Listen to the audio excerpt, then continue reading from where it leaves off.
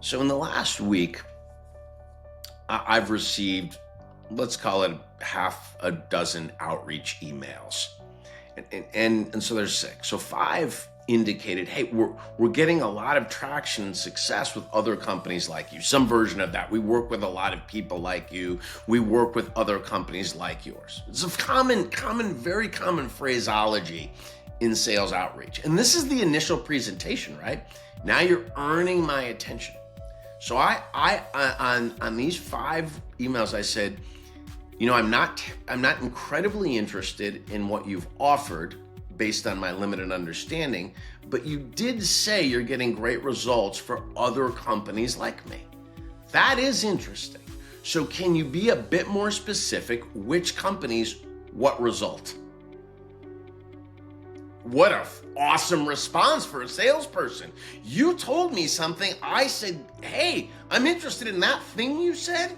And if you could tell me more about that thing, let's talk. Not one of the five responded.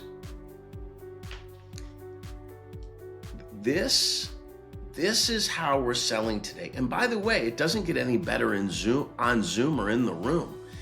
It's the beginning of a false construct.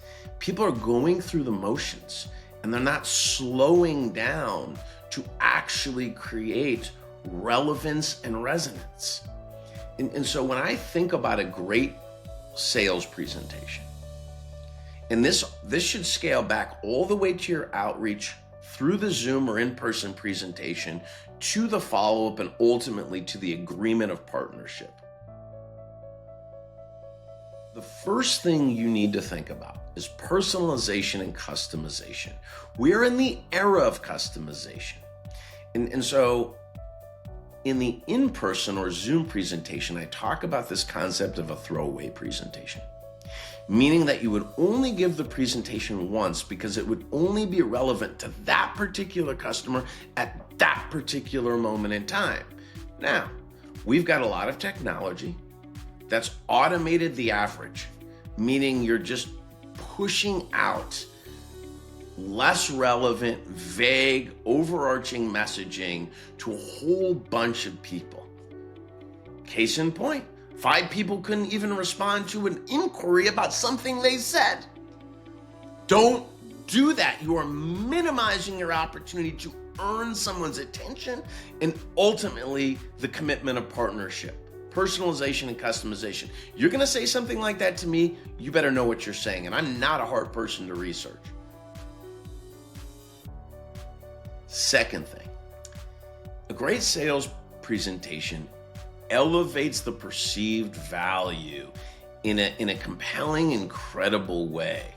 So you should be showing me something or teaching me something that actually helps me understand why this partnership is so valuable for me. There's value in education.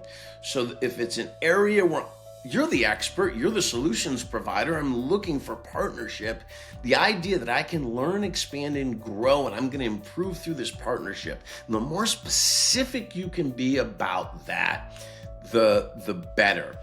I also think around the perception, real or perceived value, I'm a big fan of co-creation.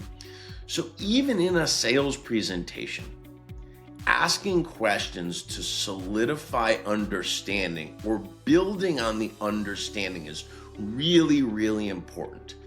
So I like to summarize what I know and ask if there's anything else that's top of mind before I present. When we talked originally, you said this was a priority in this particular area. Did I get that right? Ask for clarity. Yeah, actually you did. Is there anything else relative to this situation that's occurred since we last spoke or that I should be aware of? No, there isn't. So it would be right to summarize, this is what you're interested in and this is really why we're on the phone. Yes, that's right. Okay. Then the transition would be, because you said, here's what I'd recommend. And that language is so powerful because it invites co-creation. The best sales presentations are participatory, where the prospective client and the solutions provider are actually engaged in a dialogue of moving in concert toward the right solution. And then the last thing that you should do is create a vision of success. Like your prospective buyer should be able to see a different or compelling vision of the future in partnership with you. Help the customer see what's possible in collaboration and partnership with you. Take them into the desired future state. Present state, problem, future state in partnership with you.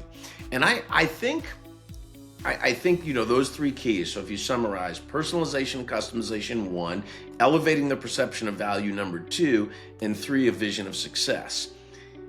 The best salespeople are value creators. So they're not relationship builders. So it's not just getting accepted into the customer's universe and doing exactly what the customer wants. It's elevating your credibility by demonstrating expertise in a way that actually can help the customer see the future differently or challenges their current thinking in a way based on your knowledge.